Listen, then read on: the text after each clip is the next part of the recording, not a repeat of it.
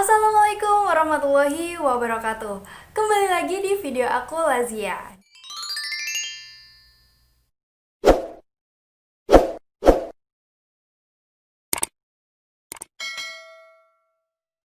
Di video kali ini aku akan membahas soal keislaman UMPTKIN tahun 2019. Nah, di video kali ini aku akan membahas soal secara face to face begini biar lebih jelas dan gak monoton itu-itu aja. Pembahasan soal pasti tampilannya cuma soal. Ada juga yang request, Kak, tolong dong pembahasan soal keislaman yang tentang hadis-hadis diperjelas lagi kayak gitu. Oke, berarti kalau ada yang komen gitu berarti ada yang kurang jelas dengan penjelasan yang sebelum-sebelumnya. Nah, makanya dari itu aku akan menjelaskan secara face to face gini biar kita tuh sama-sama belajar bareng karena aku akui aku bukan ahlinya ahli dan bukan baca soal langsung bisa, tapi aku juga udah pelajari dulu baru aku membahas kira-kira ini jawabannya apa kayak gitu. Nah, sekarang kita sama-sama belajar ya, kita face to face. Sekarang ambil soalnya. Aku akan bahas kode 1915 tahun 2019. Kalau yang belum silahkan cek di description box. Di situ udah ada link untuk mendownload soal. Sebelum lanjut ke video pembahasannya, jangan lupa subscribe dulu bagi yang belum, dan jangan lupa like video ini, dan jangan lupa buat yang mau tanya-tanya atau kritik dan saran komen di bawah, dan jangan lupa share ke teman-teman kamu, ajak teman-teman kamu belajar bareng kita. Oke, langsung aja lanjut ke videonya. Nah, langsung aja aku akan membahas soalnya mulai dari nomor 56, soal keislaman kode 1915. Nah, buat kamu langsung aja simak dan siapin soalnya, kita bahas bersama. Di surat ini disediakan ayat, potongan ayat. Nah, bentuk soalnya dalam surat Al-Hasyr ayat 23, Allah Subhanahu wa taala berfirman. Ayat di atas menjelaskan tentang A. Kesempurnaan Allah Subhanahu wa taala, B. Kasih sayang Allah Subhanahu wa taala, C. Ibadah kepada Allah Subhanahu wa taala, D. Keesaan Allah Subhanahu wa taala. Nah, dari arti ayatnya ini ya, arti ayatnya. Nah, di situ sudah dijelaskan ya. Sudah sangat jelas banget. Tiada Tuhan selain Allah, Allah Maha Sejahtera, Allah Maha Perkasa, Allah Maha memiliki keagungan kayak gitu ya. Berarti jawaban yang tepat untuk soal ini adalah D. Keesaan Allah Subhanahu wa taala. Oke, langsung lanjut ke nomor 57. Dalam surat Al-Baqarah ayat 216, Allah Subhanahu wa taala berfirman. Nah, dari soal ini artinya itu adalah, dan boleh jadi kamu menyukai sesuatu padahal ia amat buruk bagimu. Allah mengetahui sedang kamu tidak mengetahui. Nah, pertanyaannya adalah, ayat di atas menjelaskan tentang ketetapan Allah Subhanahu wa taala, yaitu bahwa A. Pahala dan dosa tergantung pada amal masing-masing manusia, B. Balasan kebaikan untuk orang yang taat, C. Kekuasaan Allah Subhanahu wa taala tak terbatas untuk memberikan nikmat atau azab, D. Baik buruknya ketetapan Allah Subhanahu wa taala tidak diukur dari suka atau tidaknya manusia, sebab Allah Subhanahu wa taala yang lebih tahu, yang paling tahu. Nah, dari pilihan jawaban ini menurut aku yang paling tepat adalah pilihan jawaban D. Karena apa? Karena di arti ayatnya aja udah sangat jelas ya. Nah, menurut kamu apa?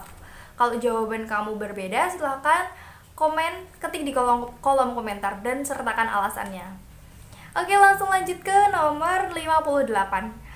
Dalam sebuah hadis yang diriwayatkan oleh Al-Bukhari, Nabi SAW bersabda, ini ya bisa dibaca di soalnya. Nah, berdasarkan hadis di atas, bukan hanya orang yang teraniaya yang perlu ditolong, melainkan juga orang-orang yang zolim, yaitu dengan cara A. Membantunya melakukan kezoliman, B. Mendoakannya tetap sehat, C. Menjauhinya, D. Mencegahnya dari perbuatan zolim yang akan dilakukannya. Nah, menurut aku Dan setelah aku cari hadis yang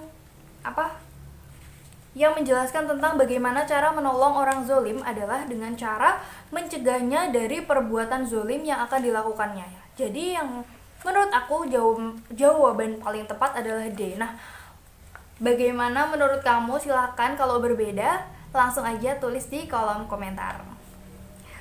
Oke, langsung lanjut ke nomor 59. Di dalam surat Al-Falaq, Allah Subhanahu wa taala berfirman, Qul a'udzu birabbil falaq min syarri ma khalaq wa min syarri ghasikin idza waqab wa min syarrin naffasati fil 'uqad wa min syarri hasidin idza hasad. Nah, dalam surat di atas secara khusus Allah Subhanahu wa taala menyebut tentang orang yang iri dengki. Berdasarkan surat tersebut, bagaimanakah cara manusia agar terhindar dari keburukan perilaku iri dengki? A. Berlapang dada. B. Saling menyayangi. C. Memohon perlindungan kepada Allah Subhanahu wa taala. D. Memohon ampunan kepada Allah Subhanahu wa taala.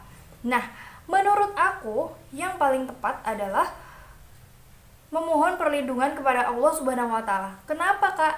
Karena bisa kita lihat di artinya. Qul a'udzu birabbil falaq artinya katakanlah aku berlindung kepada Tuhan yang menguasai subuh. Min syarri ma khalaq, dari kejahatan makhluknya, wa min syarri ghasikin idza waqab, dan dari kejahatan malam apabila telah gelap gulita, wa min syarri nafasati fil 'uqad, dan dari kejahatan wanita-wanita tukang sihir yang menghembus pada buhul-buhul, wa min syarri hasidin idza hasad, dan dari kejahatan pendengki apabila dia dengki. Nah, jadi sesuai dengan ayat yang pertama, itu aku berlindung kepada Tuhan yang menguasai subuh. Berarti yang tepat adalah memohon perlindungan kepada Allah Subhanahu wa taala. Oke, nomor 60. Ridho berstatus miskin. Ia mengais sampah untuk bekal jajan sekolah. Setamat sekolah menengah, aktivitas Ridho sudah mulai berkembang. Ia pun membeli barang-barang rongsokan dari para pemulung, kemudian dijual kembali ke pabrik-pabrik pengolah barang bekas. Tidak hanya itu, karena kepeduliannya terhadap lingkungan, ia juga mendirikan bank sampah di desanya. Omset usahanya kini ratusan juta per bulan. Pelajaran yang bisa diambil dari kisah Ridho adalah, A. Setiap manusia harus peduli lingkungan. B. Kreativitas memanfaatkan peluang dan disertai kesungguhan usaha dapat membentuk pribadi yang sukses. C. Membesarkan sebuah bidang usaha bisa dilakukan dengan membentuk jaringan kerjasama dengan banyak teman. D. Kesuksesan tidak diukur dari jenis usaha yang dilakukan. Nah, dari pilihan jawaban ini, yang menurut aku paling tepat adalah kreativitas memanfaatkan peluang dan disertai kesungguhan usaha dapat membentuk pribadi yang sukses. Menurut aku jawabannya paling tepat adalah B. Nah, buat kamu yang jawabannya nggak sependapat sama aku, bisa langsung ketik di kolom komentar dan kasih alasannya itu kenapa. Oke, langsung lanjut ke pembahasan nomor 61. Bacalah ayat berikut. Nah, silahkan dibaca ya. Akhir-akhir ini banyak anak yang bukan hanya membantah orang tuanya, melainkan juga ada yang menganiaya bahkan membunuh orang tuanya. Nauzubillah min dzalik ya. Padahal di dalam surat Al-Luqman ayat 14, Allah Subhanahu wa taala memerintahkan manusia untuk berbuat baik kepada orang tuanya. Berdasarkan ayat di atas, menurut Anda, mengapa seseorang anak harus berbakti kepada orang tuanya? Langsung ke pilihan jawabannya dulu aja ya. A. Karena telah menyekolahkan anak. B. Karena telah menafkahi anak. C. Karena telah mengandung dan menyusui. D. Karena telah mendidik anak. Nah, menurut kamu yang paling benar apa? Nih, aku udah sertakan screenshotan arti dari surat Al-Luqman ayat 14. Nah, menurut aku yang paling tepat adalah karena telah mengandung dan telah menyusui anak. Nah, buat kamu yang berbeda, silahkan langsung ketik di kolom komentar protes, kak kok itu sih gitu. langsung aja langsung aja lanjut ke nomor 62. Nah, ayah saya adalah pengurus NU, adik saya dan suaminya adalah aktivis Muhammadiyah. Secara rutin, ayah kami mengadakan tahlilan dalam rangka mendoakan anggota-anggota keluarga yang telah wafat. Nah, dalam setiap acara tahlilan, ayah saya selalu meminta adik saya untuk hadir. Padahal rata-rata kader Muhammadiyah tidak melakukan tahlilan. Menurut Anda, hal moderat seperti apa yang sebaiknya dilakukan adik saya? A. Hadir dan ikut melakukan tahlilan. B. Secara tegas menolak untuk hadir karena menurutnya tahlilan adalah bid'ah. C. Menyatakan akan hadir tetapi mencari-cari alasan agar tidak bisa hadir. D. Hadir di acara tersebut dengan tujuan silaturahmi meskipun tidak ikut melakukan tahlilan. Nah, kita harus pahami dulu moderat itu apa. Karena ini kan yang yang diminta tuh sikap yang moderat gitu ya, yang hal moderat gitu ya. Nah, moderat itu adalah melakukan atau mengungkapkan sesuatu dengan tidak nggak nolak langsung gitu loh. Maksudnya dengan cara bijak kayak gitulah menurut aku. Nah, menurut aku yang paling tepat adalah D. Nah, kenapa? Nah, A. Hadir dan ikut melakukan tahlilan. Nah, secara otomatis dia membohongi dirinya sendiri, keyakinan pada dirinya itu tahlilan itu tahlilan itu enggak ya, maksudnya dia enggak melakukan tahlilan gitu ya. Nah, B. Secara tegas menolak untuk hadir karena menurutnya tahlilan adalah bid'ah. Nah, kalau secara tegas menolak untuk hadir, malah justru bisa menyakiti hati ayahnya gitu. Nah, C. Menyatakan akan hadir tetapi mencari alasan tidak hadir. Nah, menurut aku ini juga nggak tepat ya, karena sama aja bohong kan, nanti kita akan menimbulkan kebohongan gitu kok. Nah, yang D. Hadir di acara tersebut dengan tujuan silaturahmi meskipun tidak ikut melakukan tahlilan. Nah, ini menurut aku yang paling tepat gitu ya. Kita nggak harus ikut tahlilan, yang penting kita memenuhi undangan orang tua lagi, ya kan? Nah, langsung kita lanjut ke nomor 63.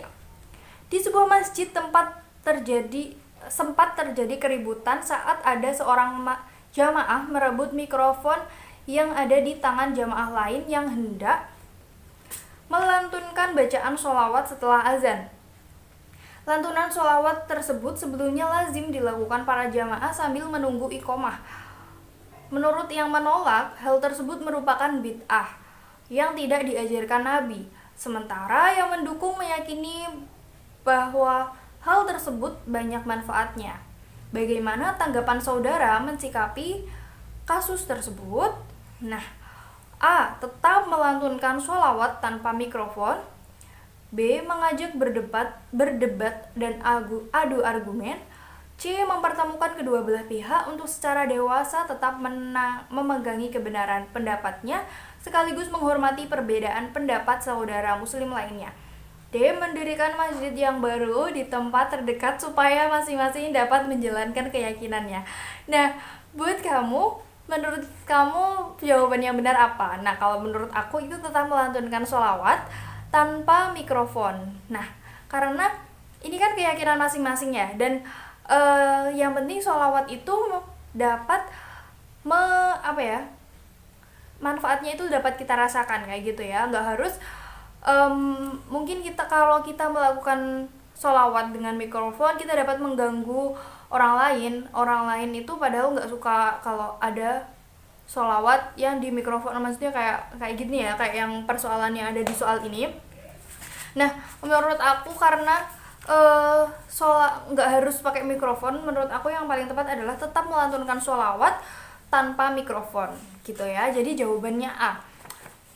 Oke, aku akan lanjut membahas soal 64 dan seterusnya, tapi di part selanjutnya biar kamu nggak terlalu sepaneng nonton pembahasan soal dan kamu bisa nggak jenuh gitu loh bahas soalnya. Karena menurut aku belajar yang terus menerus tuh akan membebani otak kita gitu ya. Jadi kita malah kayak bosen gitu ya. Nah, buat kamu yang masih ingin pembahasan soalnya, jangan lupa subscribe channel ini dan nyalain notifikasinya biar nggak ketinggalan pembahasan soal dari aku. Dan jangan lupa like, komen, dan share video ini. Ajak teman-teman kamu untuk belajar bareng kita. Sekian dulu video dari aku. Terima kasih sudah menonton video ini. Wassalamualaikum warahmatullahi wabarakatuh. Bye-bye. See you on my next pembahasan soal.